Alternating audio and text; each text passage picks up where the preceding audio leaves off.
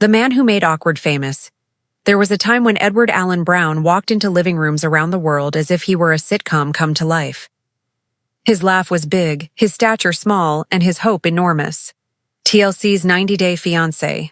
Before the 90 days, had never met anyone quite like him. He didn't just join a reality show. He became its heartbeat for a season. Viewers couldn't look away, half amused, half protective, as he chased love across oceans with a suitcase full of hair products and unrealistic expectations. Big Ed represented something rare in early internet celebrity culture. An ordinary man who believed television could fix what loneliness had broken. His story began like a fable of second chances. It ended like a cautionary tale about what happens when fame becomes therapy and cameras replace conscience. The birth of a meme. When Ed landed in the Philippines to meet Rose Vega, the world leaned closer. He was earnest and jittery, carrying mayonnaise for his hair and insecurities for his soul. His awkward flirtations went viral overnight. Memes crowned him the king of cringe, but it was affectionate at first. People laughed not to wound him, but because he was relatable, the clumsy underdog chasing romance in a digital age. He didn't realize the internet's laughter is a tide. It lifts you high, then recedes without warning. Every interview, every gif, every cameo reinforced the caricature. The more he exaggerated himself for entertainment, the less room there was for empathy. A man can't be both a joke and a hero forever. Cracks in the charm reality television is merciless with repetition. Once the novelty wears off, authenticity, or the lack of it, takes center stage. As episodes unfolded, Ed's humor began to curdle. His playful teasing of Rose turned into criticism. He commented on her breath, her appearance, her lifestyle. Viewers felt an invisible shift. The laughter now hid discomfort. The most memorable moment was not comedic at all. It was when Rose confronted him, eyes steady, voice trembling, dignity intact. She refused to be humiliated on screen. That scene became historic because it reversed the gaze. The joke was no longer on her. It was on the man who mistook control for affection, fame without reflection. After the breakup, Ed could have paused. He could have disappeared long enough to learn why people were angry. Instead, he monetized the outrage. Cameo requests poured in. Merch with his face sold out. Podcasts invited him to retell the story as if pain were a punchline. He became a brand instead of a person, performing contrition 1 minute and comedy the next. Reality TV rarely rewards self-awareness. It rewards volume. The louder he became, the smaller his credibility shrank. What he saw as redemption arcs were, to the audience, reruns of a man stuck in denial. The cycle of control. Then came Liz Woods, the woman who might have saved him if he'd let her. She was grounded, patient, unenchanted by celebrity. Yet their romance followed a tragic rhythm: infatuation, argument, apology, repeat. They broke up more than a dozen times, each reconciliation televised like déjà vu. Viewers began tracking the pattern. When criticism peaked online, Ed announced another breakup.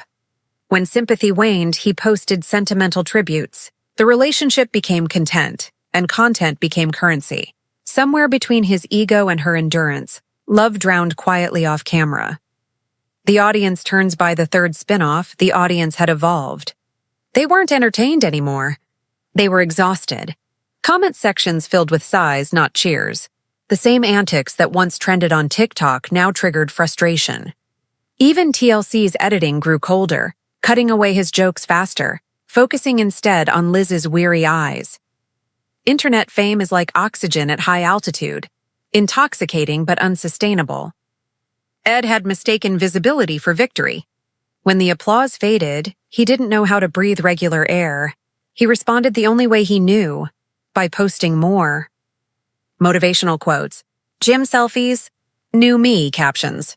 Each post pleaded for a validation that the algorithm no longer offered. Collapse in slow motion. Downfalls are rarely cinematic. They are quiet, repetitive, lonely. Ed's came not with scandal, but with disinterest. His numbers dropped. Collaborations vanished. YouTube thumbnails promising the truth about Liz barely crossed a few thousand views.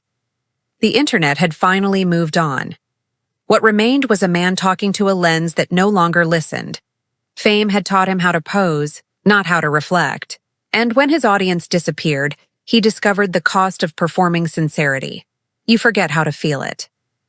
The illusion of growth. Every few months, Ed resurfaced to announce change. He spoke of therapy, faith, self-love.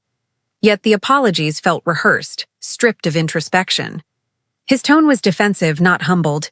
Viewers noticed that for him, accountability meant admitting mistakes only long enough to sell the redemption story.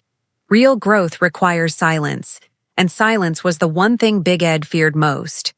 In quiet, the mirror talks back. It shows the boy beneath the bravado, the one who once believed humor could hide fear. That boy deserved healing. The persona he built wouldn't allow it. Cultural afterlife.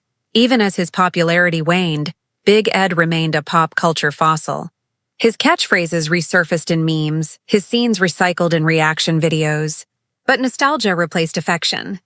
People remembered him not as a villain or a hero, but as a symbol of the early streaming era, when internet fame could crown anyone overnight and discard them by morning. New cast members arrived. New scandals erupted, yet his shadow lingered. "Don't be a Big Ed," fans warned when another contestant acted manipulative. He had become a benchmark of bad behavior, a living parable broadcast in reruns. Behind the grin strip away the memes, and you find a man who never truly hated anyone more than he feared being alone. That fear fueled everything. The grand gestures, the control, the desperate humor. He wanted devotion but didn't trust it. He demanded loyalty while testing it constantly. In another life, without cameras, perhaps he could have learned quietly, failed privately, grown humbly. Reality television doesn't grant that luxury. It magnifies insecurity until it becomes performance art. The tragedy is not that Big Ed fell. It's that he learned nothing from the fall. Echoes of irrelevance today, his social feeds tell a different story. Sunlit selfies, recycled slogans, silence between posts. The world scrolls past. A few loyal fans remain, nostalgic for the chaos, defending him against ghosts of criticism. But even they sense the emptiness behind the grin. Relevance fades slowly, like the last applause in an empty theater. The stage lights dim. The echo lingers. He once asked, "Do you like my hair?" Now the question is quieter. "Do you still see me?" The internet rarely answers twice. The lesson of Big Ed's downfall resonates because it mirrors a universal truth about fame in the digital age. Audiences crave authenticity but punish vulnerability, and reality stars mistake attention for affection. Big Ed's story reveals how quickly empathy evaporates when pride resists change. He didn't lose because he was awkward or flawed.